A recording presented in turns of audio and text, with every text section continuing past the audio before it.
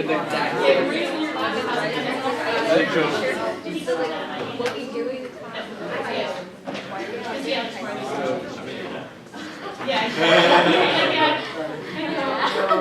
tells me all about you. Congratulations. Sorry, college is yeah.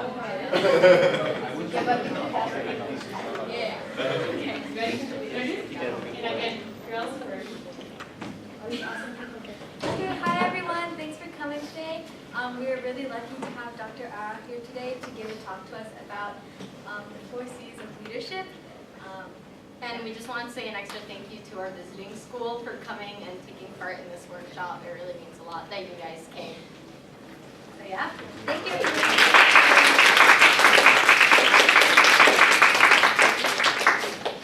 All right. Thank you. Well, good afternoon, everybody. It's a privilege and honor to be here at the ISKL in Malaysia. And my wife, Marilise, traveled with me. She's in the back with the camera. And I came from Wisconsin, United States. I teach at Lawrence University. And I love music. I teach music there. I'm the chair of music education, and I get to teach people to become future band and orchestra teachers. And I get to direct the band and the orchestra at the university. So it's a wonderful life. And in addition to teaching music, I share my passion for leadership. And I believe that through music, we can learn the skills to be leaders. And in our leadership, we can make a positive difference in the world. And my concept of leadership, I call Fortissimo leadership. And in music, Fortissimo means strong, very strong, right? Very supported and resonant. And for me, the type of leader that we need today is a Fortissimo leader, a leader that will be extra strong in a positive way, a vibrant, resonant, positive leader to make positive impact in the world. Raise your hand if you think that's the type of leader that we need today in our world. Absolutely. Which is why I'm delighted that you're here to learn more about it.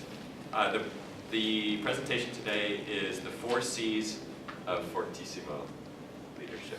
So we only have about an hour and 15 minutes, and there's a lot of information in your packet.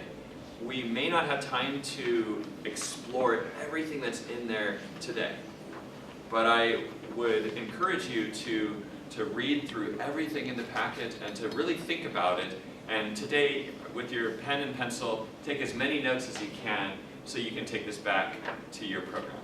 Okay? Fantastic.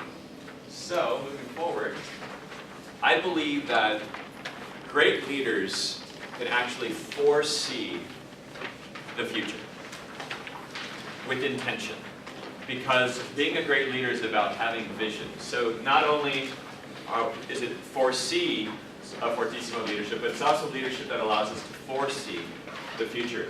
And we can do this based on how we conduct our life. Does that make sense?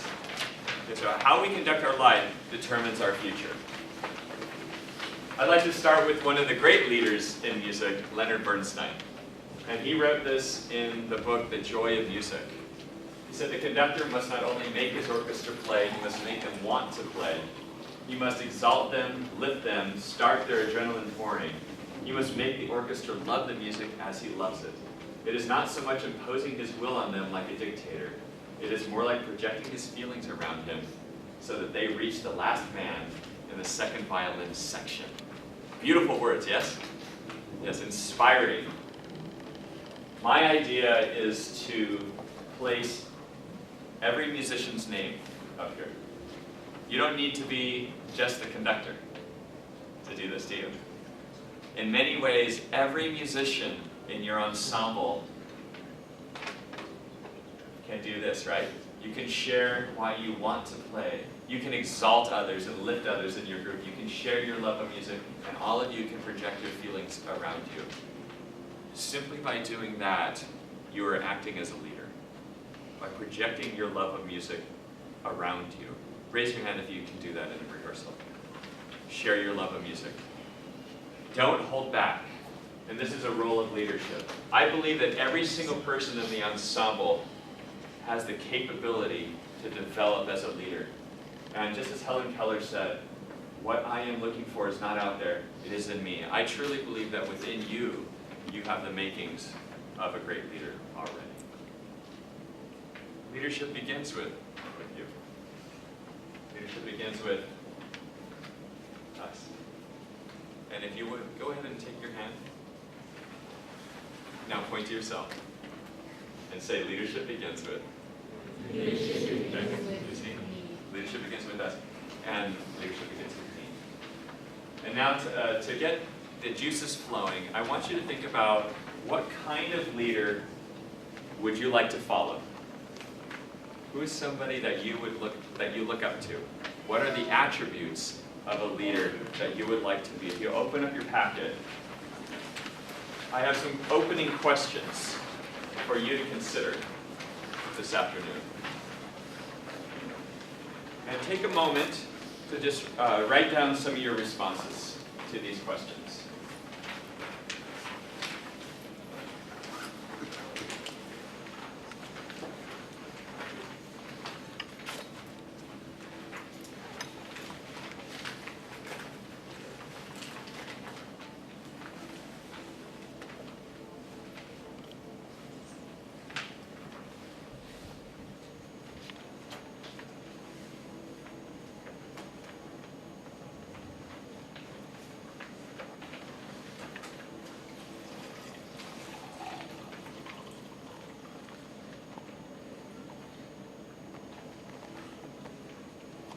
These are questions just to get your mind thinking about leadership and what it means to you right now before we dive into the program.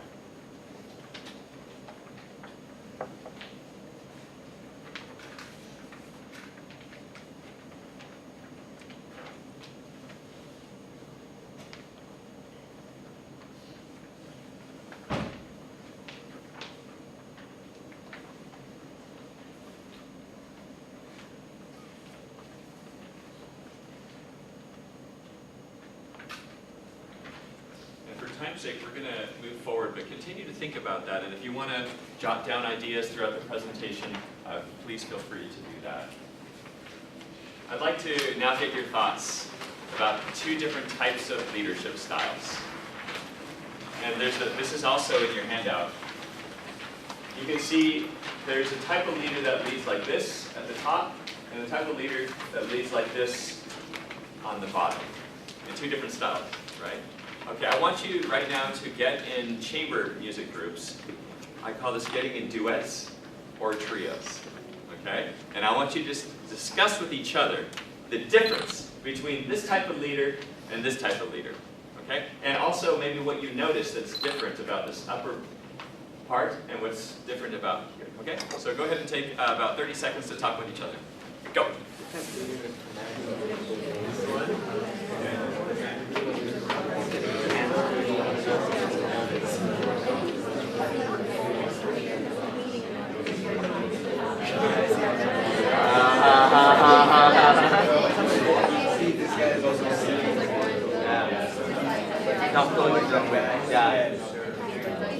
Holding them harder.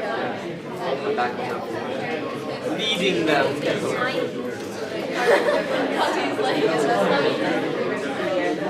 No. And do the first guy. This guy's smiling. Hey, look, this is art. Okay, this is art.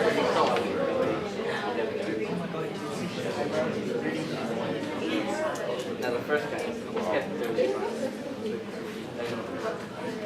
All right, fantastic.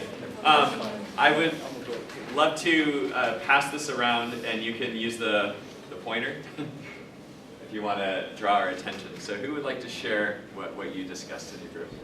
Go for it. Okay. Something special we discussed was the expression. Expression of him, because he's actually adding weight towards the team, but he's actually helping the pulling the weight. And then his expression is showing that he's determined to carry and lead by example. Yes. Give him a hand. Thank you. Would another group like to add to that? You get to use the pointer. Anybody else? Okay. Yes? Wonderful. Red one. Well, we said in this picture they have to carry the weight of the boss too, so he's not like helping to move it, he's just being extra weight. And here, like the leader is moving the weight with everyone else, like guiding them, showing them how to. Great, thank you. All right, your hand. All right, so how many of you have had a leader in your life like this?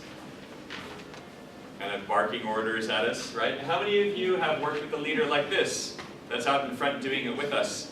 Now, both time, there's probably an appropriate time for a leader to lead like this, right? Maybe in an emergency, right? Things need to get done really fast, or there's like a fire or something, like, go! Right? Sometimes our parents may play this role. Study, okay. However, this is a focus on student leadership, okay? And developing leadership in ensembles and also developing leaders in the future. And we now know that this leadership style is the most effective. Why? Do you notice that these people are happier than these people? It turns out that when the leader leads with and alongside and does the work with the followers with a positive attitude, a smile, that we actually get a lot more accomplished, right? And I love how you pointed out that this leader actually adds weight and makes the job harder to do. And so this is the type of leader, this is a Fortissimo leader that we're going to be discussing today. So great job. Great job. So here's some ideas on what is leadership. Teaching is leading. Teaching itself is leading. And I believe that we all have teachers within us. We are all natural teachers. In fact, I would just begin by asking, how many of you have a younger brother or a younger sister? Raise your hand. Lower your hand. I think that just by being an older brother or older sister, we're a teacher. Because our younger brother and younger sister are looking at us. And they're seeing how we act and what we do. And oftentimes, teaching isn't just formal teaching in a classroom. Teaching is every day how we act and treat others. Other people observe that. Also at school, if you're one of the older students, people are looking up to you. You're teaching by example, which is one of the most important forms of leadership, leading by example. Here's another one. Leaders need to keep hope alive. Leaders need to keep hope alive. The first and last task of a leader is to keep hope alive. Leadership is service. How we serve others is so important to leadership. Leadership is influence, making a positive influence. And this is my definition of leadership, which is leadership is inspiring and encouraging others to reach their full potential. Go ahead and reach as high as you can. Everybody, reach for the sky, reach for the sky, reach for the sky. Now reach a little bit higher. See what I did? All right, lower your hands. Now, so the thing is that when I first asked you to reach as high as you could, did you reach as high as you could? Right? But I said reach a little bit higher, and that's what leaders do, don't they? Encourage us to reach just a little bit higher, just to continue reaching. Now, could you reach even higher beyond that? Reach as high as you can. Now reach higher. Then higher. Okay, all right. And then, woo! You gotta throw yourselves up to the ceiling, right? All right, high five. High five. That's great. So, leadership is a focusing on others, right? And encouraging others. So, when you go back to your ensembles, think about that. The act of encouraging other people in your group and supporting them is an act of leadership.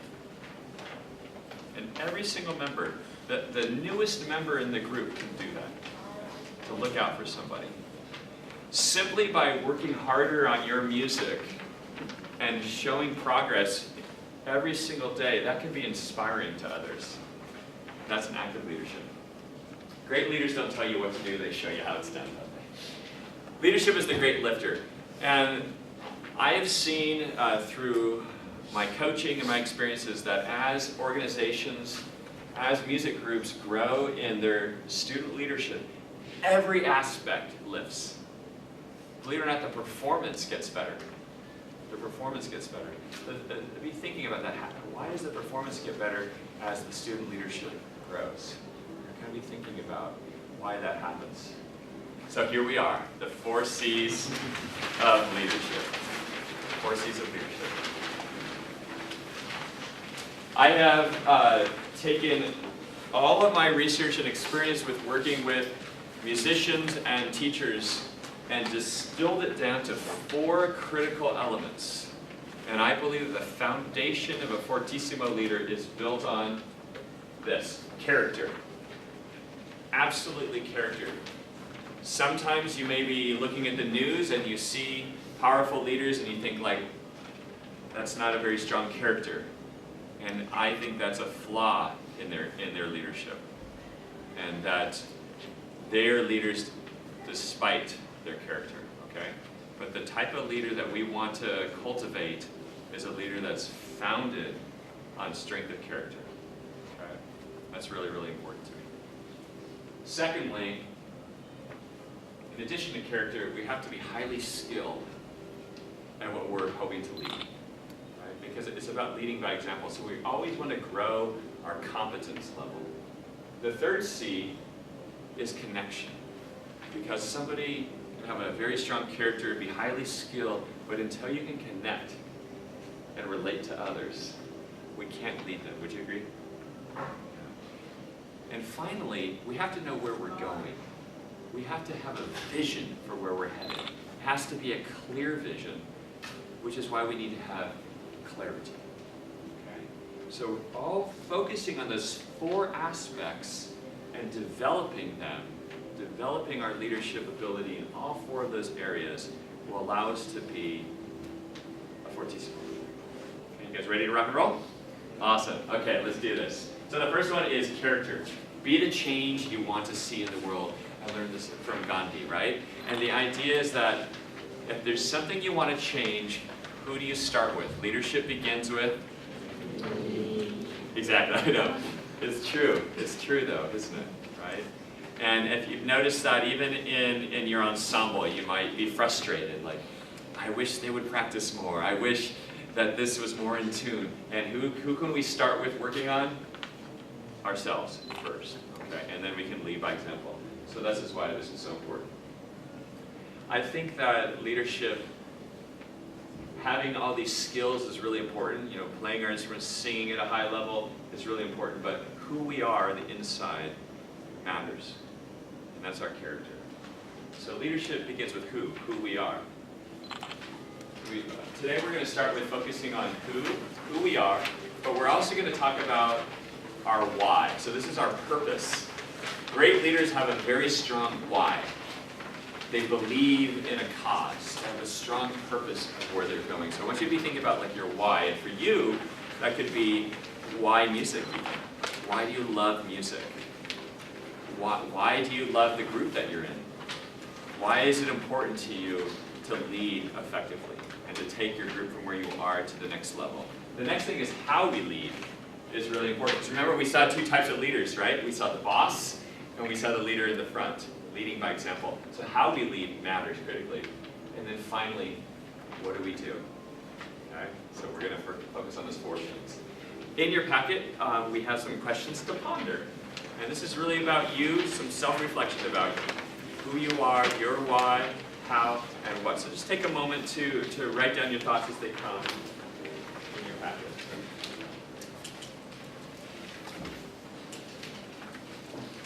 Along the way, you've probably noticed that there's some quotes that I've collected for your packet, and those would be really great to read and see how that impacts you. There's also some stories in your packet on character that we can all grow and learn from.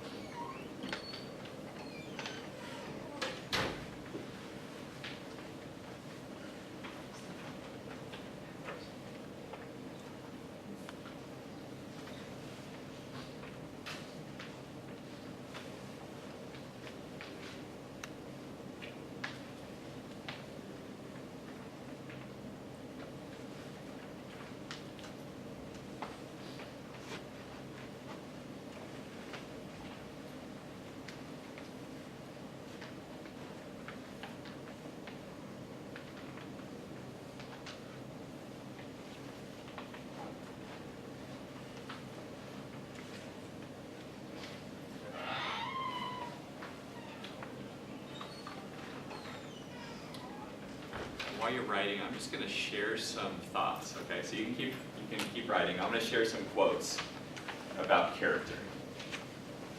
The first one is from Goethe. He said, "You can easily judge the character of a man by knowing or by how he treats those who can do nothing for him." You can easily judge the character of a man by how he treats those who can do nothing for him.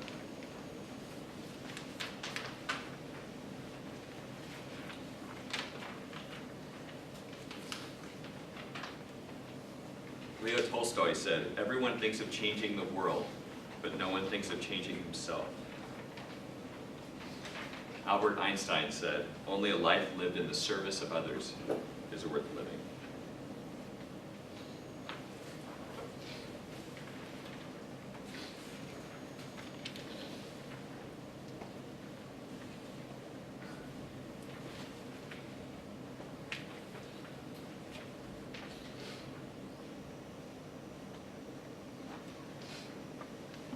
All right, you can stop writing. And I just want to share some other really important things about character. I think for a long period of time, people used to think that character was locked in stone, that we were kind of like born with a certain character, and that character wasn't changeable. But now with new brain research, we've actually discovered that we can shift our character, and character can change and develop. What's really neat to know is that life happens to everybody. How we respond defines us. So think of your brain and how we respond to life. 50% of how we respond is based on brain wiring, okay? And that is kind of locked in stone. But 40% is up to us. 40% is completely our choice. 10% only is circumstances, okay? So whether you're poor or you're rich, it doesn't matter. It's how we choose to respond, okay? It's how we choose to respond. So think about that the next time something happens and you might follow a pattern of reacting a certain way that you've always done. You can change that reaction to be a much more positive response moving forward. What I'm sharing with you is that we can change our attitude and our perception. And as we change our attitude, we can change our thoughts. Does that make sense? We're actually in much more control than we realized before. You can control your thoughts, and your thoughts control your feelings, and your feelings control your actions. Does that make sense? So we can control our actions, and our actions define our character. And our character defines our destiny. You control your destiny. You control your future based on how you conduct your life. Does that make sense? It's really powerful. It's really powerful. I've shared with some students today that even when we wake up in the morning, we can challenge ourselves to change how we respond to our alarm clock. Raise your hand if you wake up to an alarm clock in the morning. Okay, me too. It's an iPhone, okay. What if instead of waking up to an alarm clock, we woke up to an opportunity clock? What if when that beeper goes off in the morning, we thought of it as an opportunity clock? Just changing your perception. Thinking about, I get to have this day.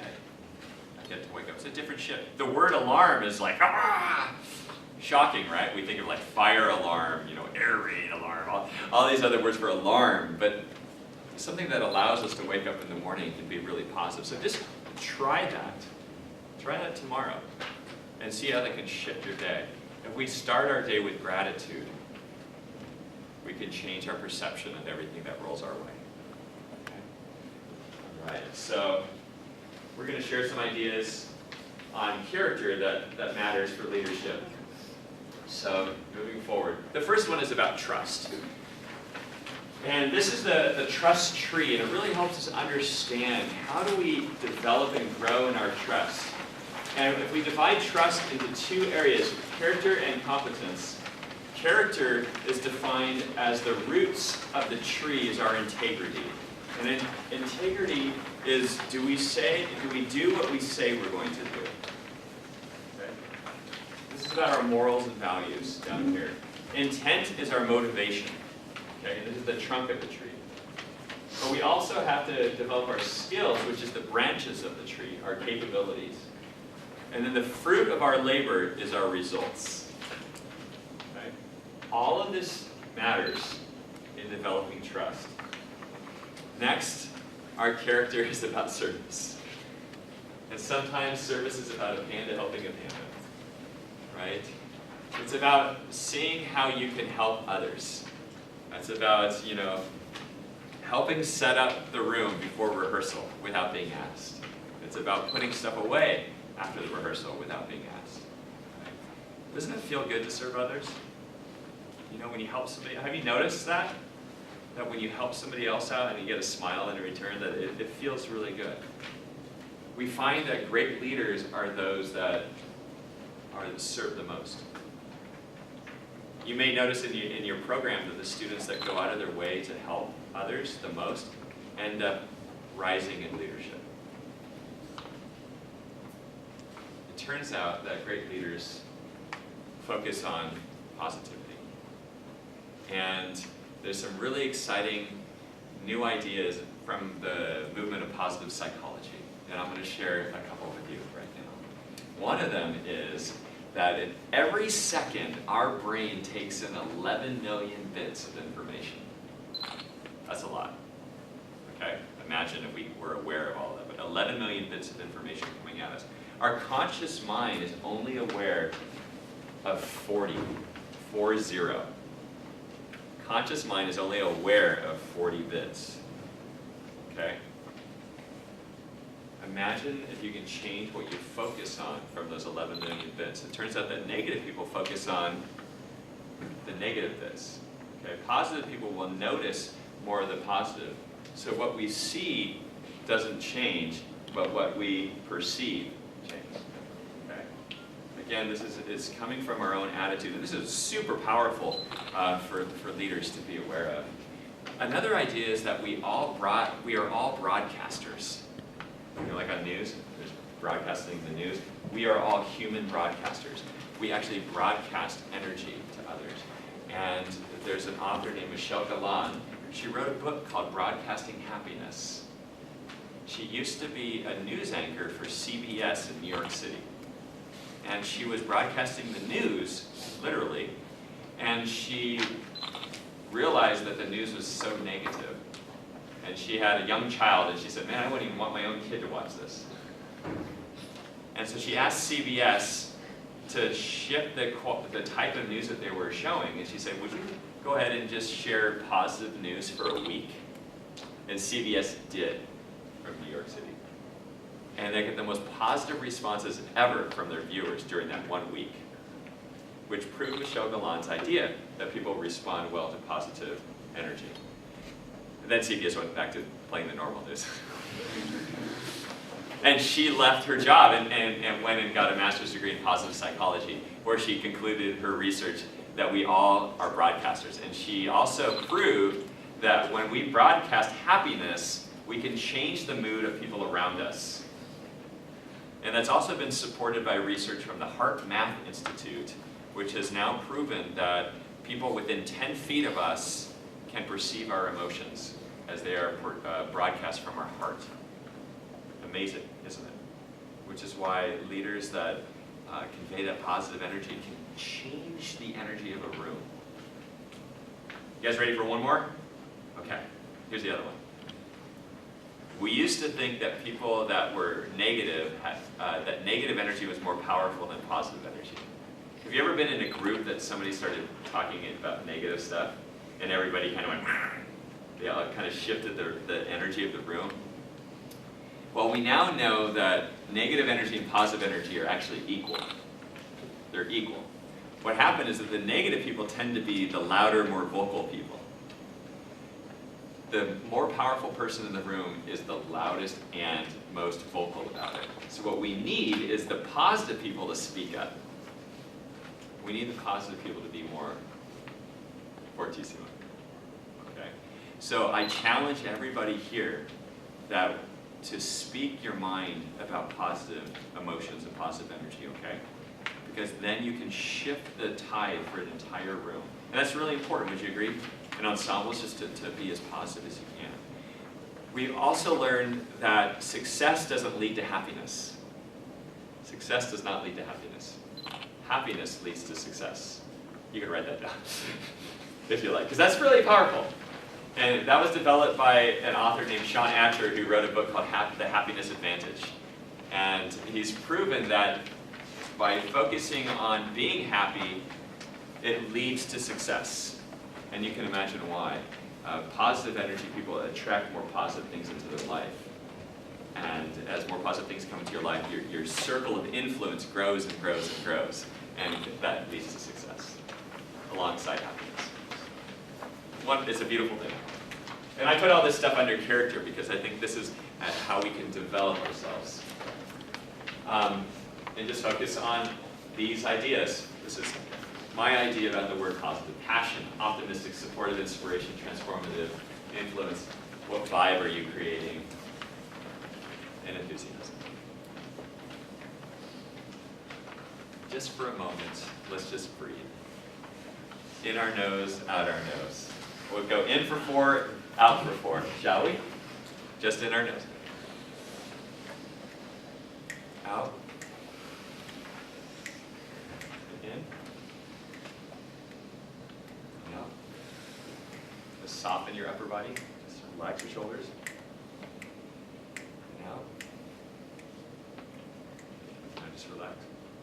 I just want to just focus on our breathing for a moment, because we can't be angry and we can't be stressed when we're breathing slowly and deeply. Our breath is actually a monitor of our emotions. When we're stressed and we're angry, we breathe shallow and quick and loud. If we can get to a calmer place, which allows our brain to function at the highest level, we need to breathe deeply, which we learned in music class, right? How to breathe deeply. But you can apply this at home. Maybe you're studying and you're starting to get anxiety and stressed out, and we don't function at our best when we're stressed. I'm not a nice person when I'm stressed, you know? But if I can take a moment and just focus on my breath, it's a beautiful thing. So I even put breathing up there under character, okay? Because that's a shift we can make. Other ideas. Focusing on what we're grateful for can shift our mental ideas. So just for a moment, think about one thing that you're grateful for. Maybe when your opportunity clock goes off in the morning, what you're excited about for that day. Go ahead and write it down. Go ahead and write down one thing that you're grateful for. It turns out that when you write down what you're grateful for and you think about it, you get double the power. You get double the power. Your brain is loving this, okay? Focusing on what you're grateful for actually lights up our neocortex, which is the part of your brain that's the solution finding, the creative finding. It's the higher executive part of your brain. So literally focusing on gratitude allows us to be our own best self. How we talk to ourselves matters as well. And I call this our language self-talk. Be kinder to ourselves. When we're kinder to ourselves, it allows us to be kinder to others. This slide says that you're tempted to say, I can't, have the courage to add yet. Yet gives us hope. The word yet is an optimistic, courageous word.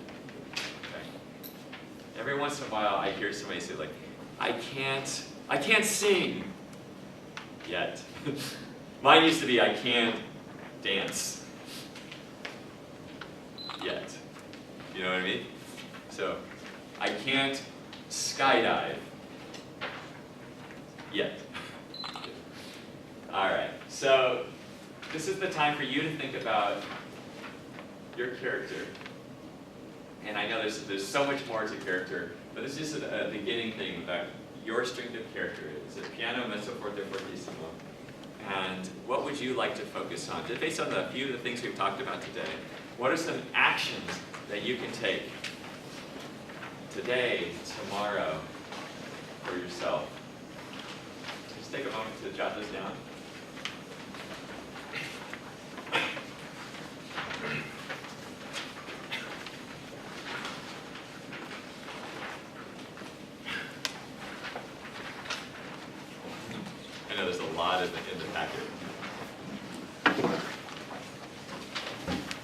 we're going to move forward to the next C, which is competence. All right. Hands up. Clasp them together. Now look at your hand and decide which thumb is on top. Is your left thumb on top or your right thumb on top? Okay? Shout it out. Right. All right, so you might have noticed about half of us are left, about half of us are right. This is great. We're going to call this our comfort zone. Okay? Now, this is all under competence, right? But we're talking about habits, so this is also your habit. Okay? Now we're going to see what it feels like to try to develop a new habit. Okay? So this is comfort zone. Now let's switch it. And put the other thumb on top, so you can do that. This feels a little different, right? Maybe unfamiliar. Okay? So we'll call this unfamiliar. Now let's go back to familiar. Nice, isn't it? You're like, oh, please. Okay, but we're going to go back. Go out of your comfort zone to unfamiliar. Familiar. Unfamiliar. Familiar. Unfamiliar. It's getting easier. Familiar. Unfamiliar. Cross your arms. Which arm's on top? All right, this is interesting. Go ahead and get out of your comfort zone and shift it. This takes a lot of thought. All right, go back. Shift. Familiar. Comfort. Everybody say ah. Now go ooh. Ah. All right, now take your hands. Give yourself a round of applause. Now do it the other way. Switch. The old way. New way. Isn't that amazing? Did you hear the room shift? All right, do it one more time. The familiar, go.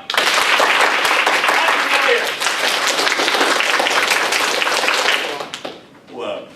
So pretty amazing. What's kind of cool about that is to grow as a leader, we need to get uncomfortable. We have to step outside of what is comfortable. We have to step beyond that. A leader is breaking new ground, right? It's always stretching. And we're trying to develop in our competence, we're going to get uncomfortable. We're going to start developing new habits. And when we develop new habits, it might hurt at first. We might struggle at first. Do you remember what it was like learning to walk when you were a baby? No, okay, I don't need it. Have any of you ever seen a toddler learn to walk? Like a two-year-old or something? Okay, do you remember what it looks like? Okay, they try to walk, they get up, and then what happens? They fall! And then what happens? They get back up, and then they fall! You guys can do this with me, right? They get back up, and then they fall, and they get back up, get back up, get back up. We will rock you. Okay, all right. Now, isn't it interesting? When we're a toddler, we don't give up, right? We're born with what's called a growth mindset. We're born with this idea that we can learn, and we're excited about learning. Remember when you went to school and you were in kindergarten, and it was first grade, and everybody was super excited to learn, and the teacher would ask a question, and everybody's hand went up, and you didn't even care? Can you guys show me what kindergarten looked like when a teacher asked a question? Show me. Yeah, right? Now, as we got older, it probably started to change, am I right? Yeah. I know now it's teacher asks a question, he goes he won't see me. Okay. Right? And that shift, it's actually a shift in mindset that we had as we got older. And for many of us, it's shifting from a growth mindset to a fixed mindset, where we let our fear of what other people were going to think get in the way of our curiosity, of our passion, of just zest for learning, right? If we could go back to that energy that we had when we were kindergarten or first grade, where the teacher asked a question, the whole class, wow! It would be amazing what we could achieve, right? And I mention that because our mindset impacts our ability to step out of the comfort zone, to learn something new. And leaders are learners. Leaders are learners. Always growing, developing new habits, developing new competencies. As we develop new habits, we're developing myelin, aren't we? We're developing myelin in our brain. And every time we do a new skill, we get a new wrap of myelin. So myelin is just like taking black electrical tape and wrapping it around a wire. And every time we do a new skill, we get more myelin. And the more myelin we wrap, the faster the information passes between the neurons. Would you agree? Right? So in band or an orchestra or in choir, at first you like struggle with a piece in the beginning, right? It's because we haven't built the myelin yet, right? Or the B flat major scale. The first time you played it, you're like, ah! And now you're like, right? It's because you've developed skills. The reason I mention this is that I believe that what we call talent is really an accumulation of skill. I want you to think about this. Talent is recognized after hard work. Talent is recognized after the hard work, not before. And you don't have to be good at something at first in order to later be highly skilled in it. Many of the finest, achieving, most successful people in sports and in music and in academics struggled in the beginning, but they stuck with it, and that's the difference, and that's why this is under competence. So I actually don't use the word talent anymore. I replace it with the word skill for me. I talk about learning skills, and the reason I do that is skills are something that can be learned and taught, and that's important to me. Cool. Just a reminder to ourselves, show me what people think success looks like with your hands. Show me. We just think it's like a constant climb, like it was just, they just had something about them. It was just effortless, right? But it wasn't, was it? Show me with explosions and loud sounds and roller coaster motions what success really looks like. Go!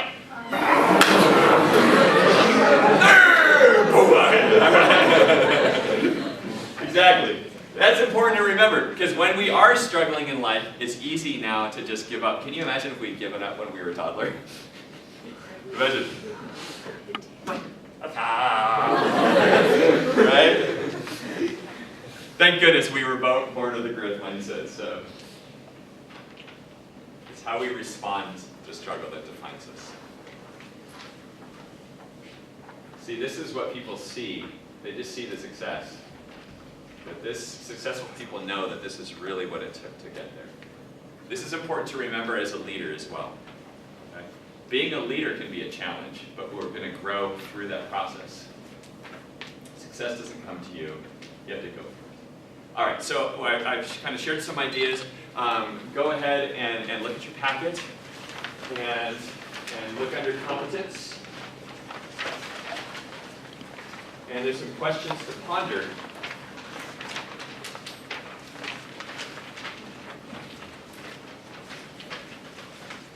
Your competence. So you kind of take a look at those for a moment.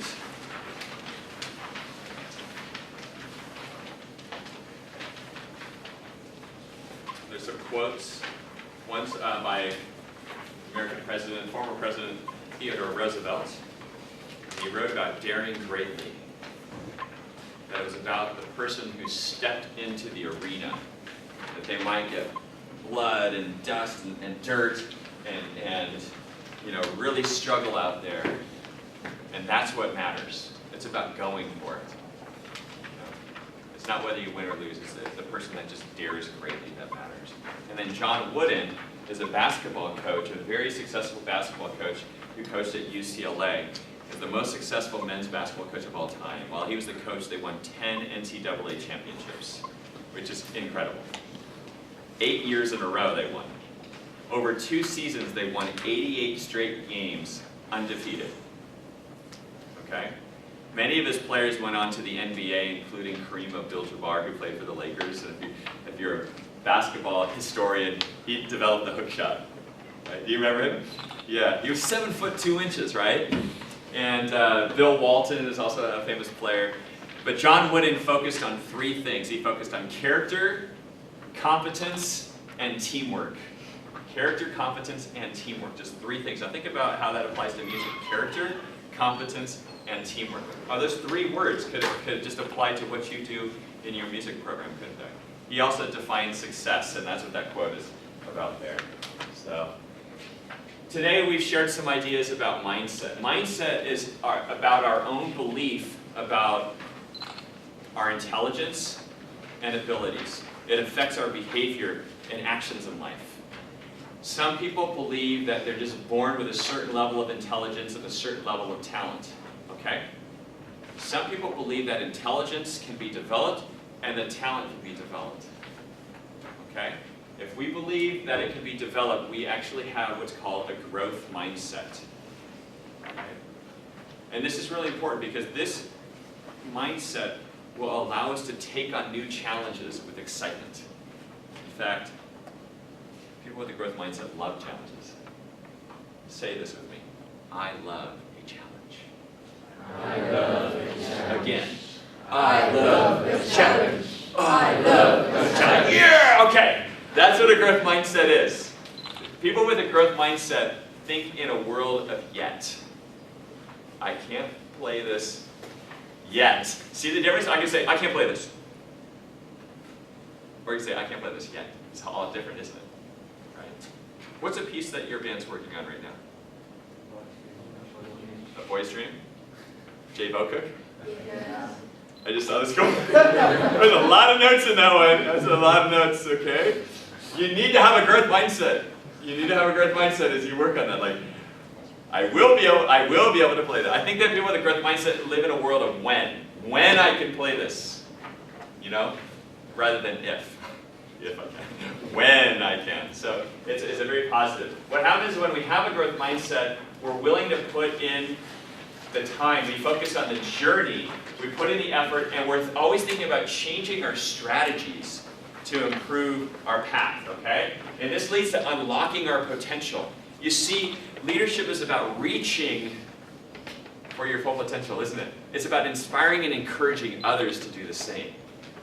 And it's through a growth mindset that we can unlock our potential in others. The alternative is the fixed mindset. The fixed mindset. This is the mindset that if we're not good at something at first, then we just give up. We're trying is the first step towards failure. You can see the opposite. When we adopt that idea of giving up and shying away from challenges, we're not willing to put in the effort and the time or strategies. It leads to limited or no achievement and locks our potential. In your handout, I actually have broken these down for you so you can see the impact of how this leads, okay? Growth mindset people focus on the process, we focus on the journey, so every rehearsal matters, okay? We focus on the small gains and every rehearsal getting better, every single step of the way. In fact, the path of achievement is just about stepping stones, stepping on one step, and then one step, and one step. It's about reaching higher and higher and higher, isn't it? Okay, great. So your level of confidence impacts your ability to lead. And we've shared some ideas about developing your competence today. So go ahead right now and just take some of those ideas. What are some things that you can apply to growing your skill and your competence? So just jot down some things as they come to you.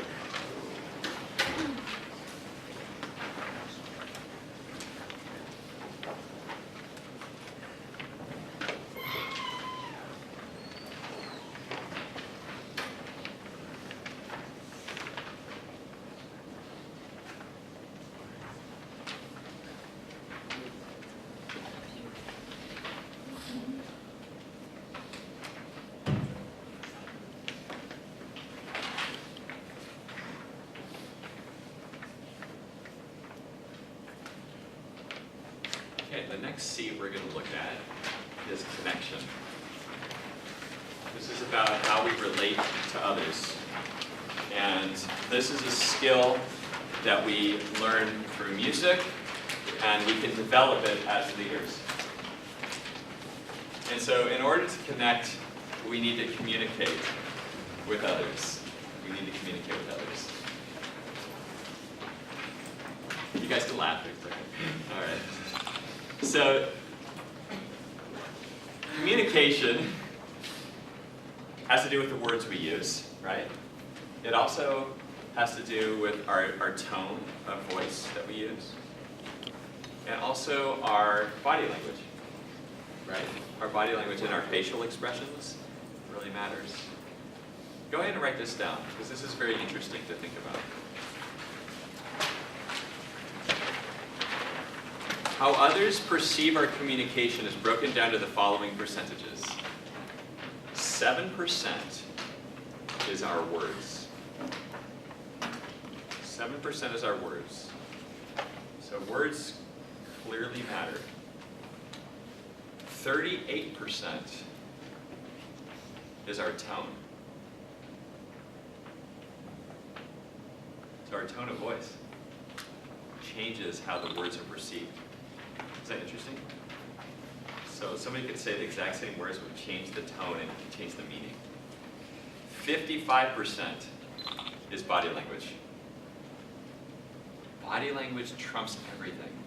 So imagine like if somebody said something really nice to you, but they had a really mean face and they were like this. How about this? I think you're the greatest person in the world. So, yeah, see, like, you don't believe it. Or I'm trying to do other funny ones like, yeah, I really hate you. That was so weird. But you see the difference, right?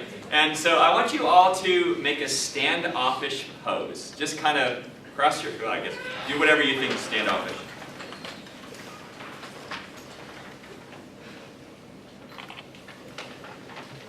Now feel the energy of the room while you do this. Now make an open, inviting, happy posture. Change it. It changes. You know what I notice many of you do? Is you smile. You smile. It turns out that smiling actually is one of the greatest ways to build connections. When we're younger, we smile a lot more. It turns out that younger children smile up to over 400 times a day, which is pretty cool. There's some adults that don't smile more than 5 times in a day. 400 to 5. Now it turns out that people that smile more live longer. On average of 7 years longer. Smiling more.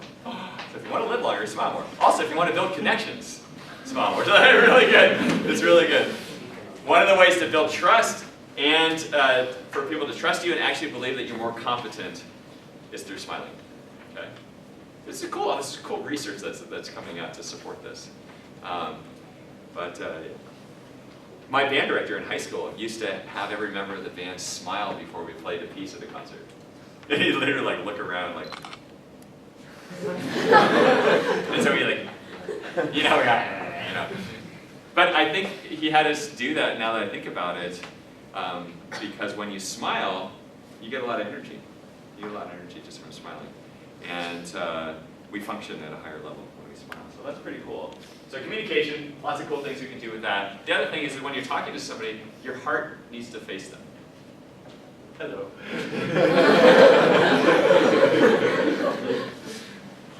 If you talk to somebody and your upper body is kind of turned to the side, like this, we don't believe them as much. The other thing that matters is actually the direction of our feet. Your feet need to be actually facing the person you're talking to. This is one-on-one. When we can create this connection, it really matters. Of course, if you're like in a triangle, you have to like, take that into account. But one-on-one is really important. So heart and feet. Cool? Awesome. So how we communicate to each other really matters. We're building connections along the way. All right. Oh, listening. Listening matters greatly. They say there's 5 levels of listening. The first one is ignoring. Which gladly none of you are. The second one, you may have done before, it's called pretending to listen. Oh, okay. The next one, the third level is selective listening. You listen to kind of what you want to hear. The fourth level is really good. It's kind of the edge of your seat. It's called attentive listening. Maybe it's when you're in class, you're taking notes, and you want to get everything. It's attentive listening. But the highest level that a leader is striving for is called empathic listening. And empathic listening is when we listen with empathy, okay? To truly understand the person that's sharing with us, right? To understand their feelings and their emotions of what they're going through. Okay? And that might even be like kind of like leaning in, or just using like mirror neurons, how we start to actually like move in the same way as the person that we're talking about. Do you know what I mean when I say mirror neurons? Okay, so that's really, really important, and you'll notice that when people are like really in sync, you start to like move to the facial expression. Have you ever watched a movie and you start like noticing that your face is doing the same thing as the character on the screen?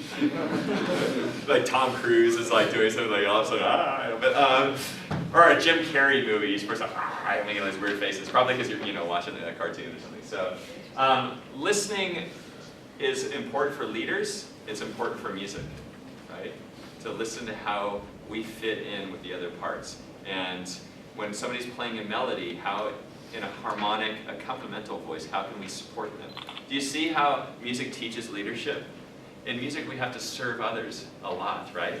We're always listening and responding with our music. Intonation, right? Tuning is about listening. It's about how does our tone fit with the others. We have to make some changes. Just like in life, we have to make adjustments as human beings, right? We might not always agree. That's like intonation.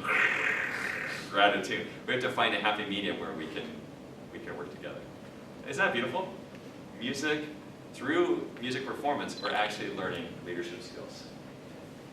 This is an important idea. It's the idea of understanding another person first. Have you seen this before? This is neat. So go ahead and just look at this picture and see, what do you see first? What do you see first?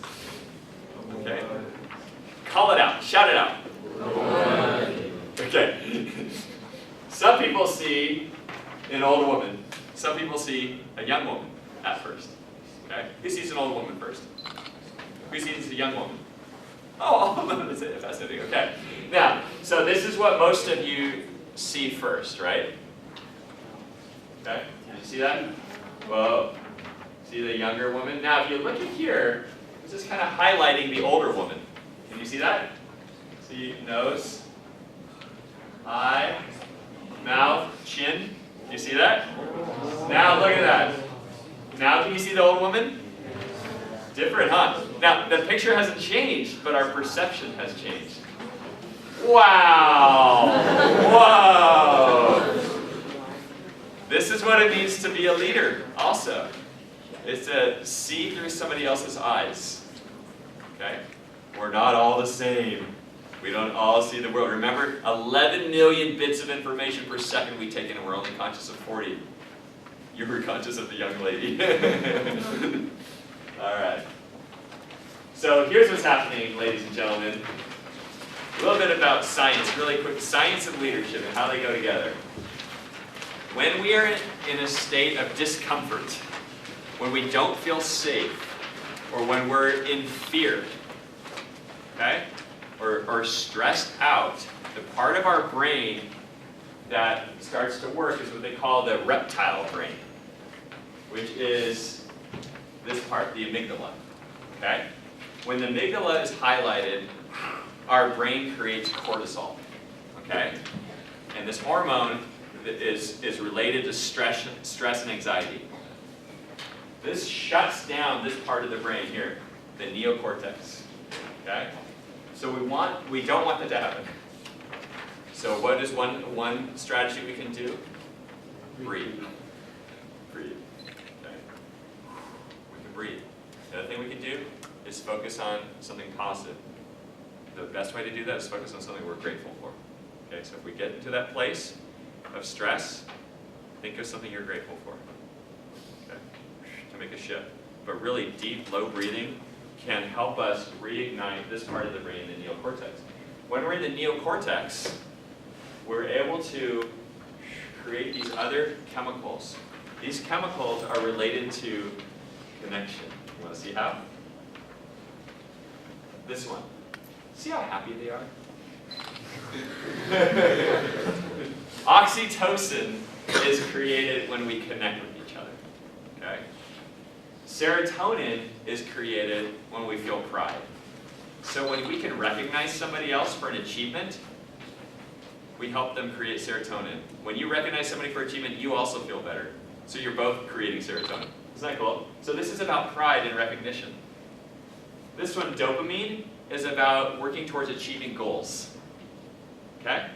So in music, we have the goals maybe of the concert, but there's all these little steps along the way, right? We got to learn like the first measure and then the second measure. Every time you make a step towards achieving a goal, your brain creates dopamine. It feels good.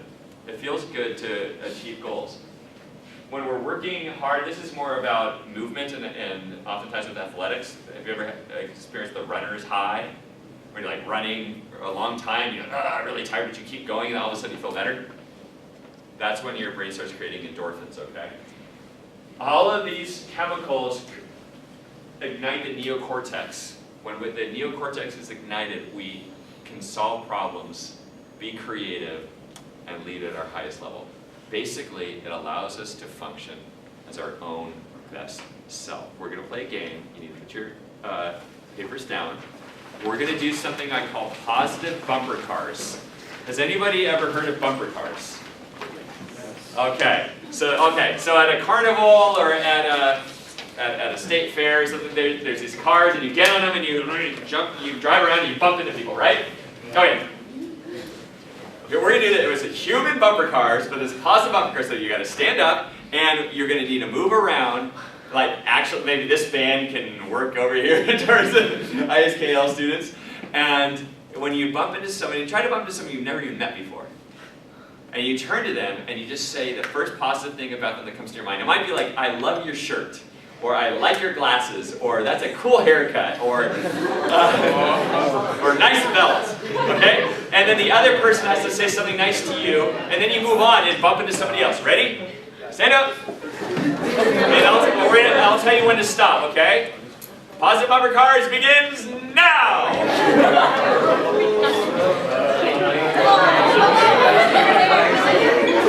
Nice tag, nice shot. You feel positive.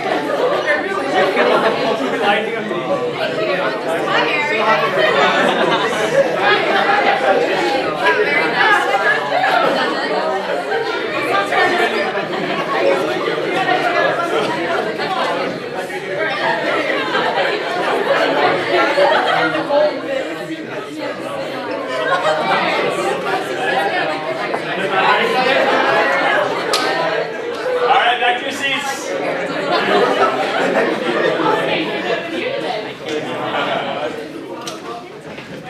Raise your hand if you feel better. Raise your hand if you have more energy. Absolutely. Now, because I explained this to you, as you're bumping into each other and sharing positives, you were building connections with that person. You were also getting a lot of this. Whoa. Some of you are like, woo, so much oxytocin. You can't have too much. You can't over-connect, okay? We are hardwired for love, connection, and belonging as human beings. We have to have that. Without it, we die, okay? That's why we function in groups. That's why we create ensembles. As human beings, we need to be together. Say that word. Together. Together. Together. Now, the reason I use that word is that the word together changes us at a physiological level. Our cells get excited when we use words like together in conversation. Because together is about affirming that we're in a group. It's giving us that sense of connection and belonging, which we need to create, but leaders need to take the first step to create it. We also need to use the word we. Say it. We. We. Okay, it's fun too. But we use the word we, together, us, let's. Let's do it together. Join us. Join us, sit with us. Those are all acts that we can make. Okay, when you think about how can I build connection, those are some of the things you can do. Invite somebody to sit with you. It changes us at a physiological level. Our cells get excited. literally. Think of yourself, I'm excited. Okay. You're excited, okay? When you're excited, literally, we now know through conversation, it changes us in a positive way, and we can actually function at our highest level. Imagine if you did positive bumper cars now before you took the test. You'd actually score at a higher level. This is amazing, okay? All these things about connection and relationships really matter. That's why ensemble should take the time for bonding and getting to know each other. It's really important to get to know everybody in your group. What we just experienced is what I call the principle of value. When I share that I value you, your value in me elevates. Did you notice that you're like, hey, these guys are pretty cool? As they shared, and then you guys are like, I like these guys. I wish they would stay around more. They noticed me, right? That's what the principle of value is. And as a leader, we need to take the first step to show that we value others, okay? All right. Leaders need to continually develop trust with others, okay? And one of the ways we can do that is through being vulnerable. This is our German Shepherd, Marilee and I. This is our German Shepherd, Jasmine. And we love Jasmine. We had Jasmine for 13 years. We've been married for 15. We've had Jasmine. We don't have children. So Jasmine was like our baby. You know? And a year and a half ago, we had to put Jasmine to sleep. And for us, it was one of the hardest things I've ever had to do. And Jasmine was like a human being. I think she looked in my eyes at the end, and I had water in my hand because she couldn't drink out of her dish, and at the very end she couldn't even take water from my hand. And I think at the very end she knew, and she gave us permission to put her down. Do you know what I mean? Like she had that connection with us. And I share this because it's a part of who I am and what I've experienced. And music expresses the whole range of emotions, doesn't it? Loss, tragedy, pain, suffering. We experience that through music, but we also experience great joy. So I want to also share something joyful. These are our other pets. We have two beautiful sugar gliders. This is Ducky and this is Littlefoot. Littlefoot. and Ducky, they're both brothers. They're both brothers. They are brothers. Ducky loves to jump around, very lively, very athletic. Loves to jump on you and kiss. Okay, that's Ducky. Littlefoot is about twice the size, loves to eat, and loves to bite. Okay? So, that's a little bit about me. Now, you know a little bit more about me than you did before, would you agree? Now, I also went to a place that we call vulnerability, right? I was vulnerable in front of you. And being vulnerable can feel scary, exposed, uncomfortable, like weakness, but it also can feel like the following: authentic, open, honest, and pure, and human. And that's how music feels to me. And we now know that the more vulnerable we are with others, the more connection we can build. It's actually the quickest way to build connection and trust, and cooperation, and collaboration. So if you find that place of trust, and maybe it's in music class, you feel vulnerable. That's why you can feel so connected to others in our classes. So connection is so important. Disconnection is so dangerous. In a highly disconnected world, we need connection more than ever. But being vulnerable is courageous. Okay, but you'll notice that if we had more time, you'd probably share with me about your pets. You know, because I just shared about me, so you probably feel more comfortable sharing with me. Connecting, we begin connecting to ourselves, connecting to your director, connect to your peers, connect to the audience through your music, connect to the community, connect to music. And yes, okay? So it's all about connection. I think it's one of the, maybe the most important thing we talked about today is about building connections in your ensemble. The last thing we're going to go through real quickly is clarity. It's about where are you headed, and this is something I'm going to leave you with because you can talk about this back with your ensembles, you know? What are your goals as a student musician? What are your goals as an ensemble? Where are you headed? See, great leaders would look at this and they don't just see the seed, right? A great leader sees what the seed can become. They see the tree. that can grow from the seed. They see the forest. They see the community that could be built to provide shelter to those in need. The leader sees the beginning, but also sees where we're headed. The leader foresees the future. The leader has to believe. As Yoda tried to teach Luke, right? We have to believe that we can create a future. We have to have passion. We have to have passion for what we're doing.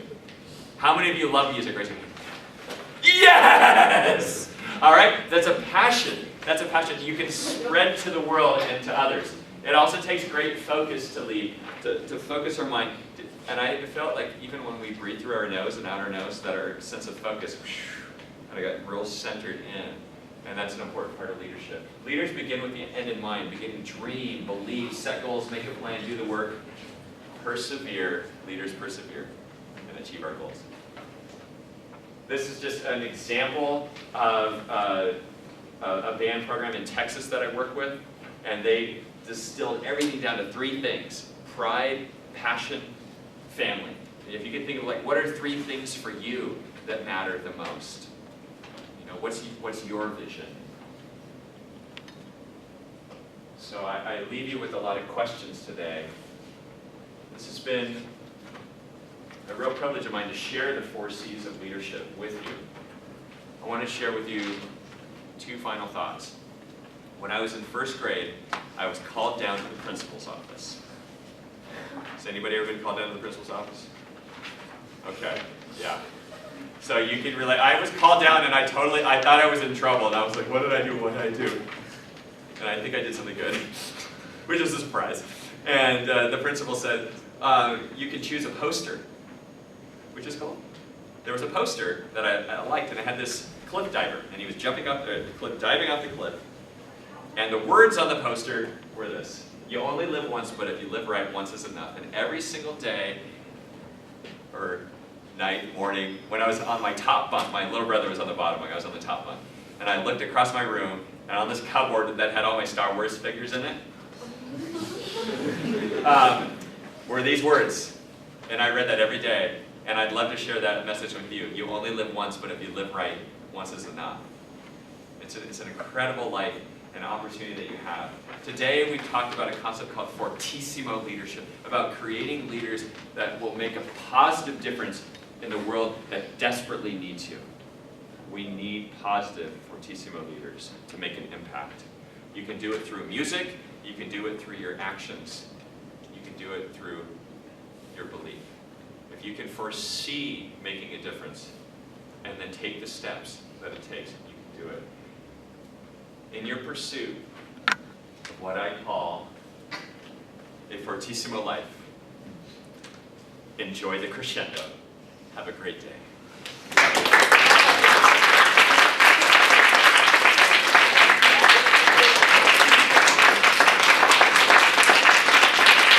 Thank you very much.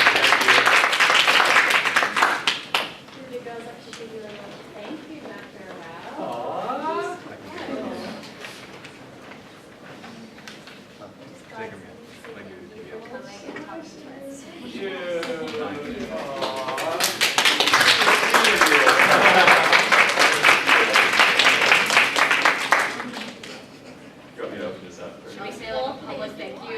We just got one more round of applause for Dr. Arau.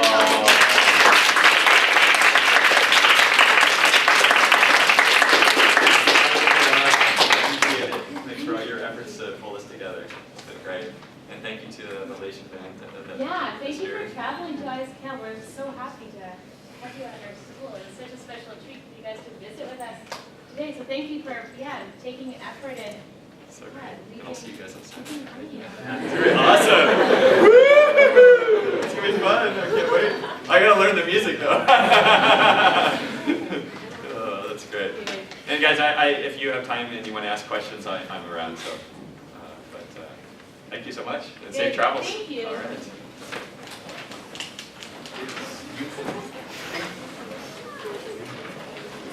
Second.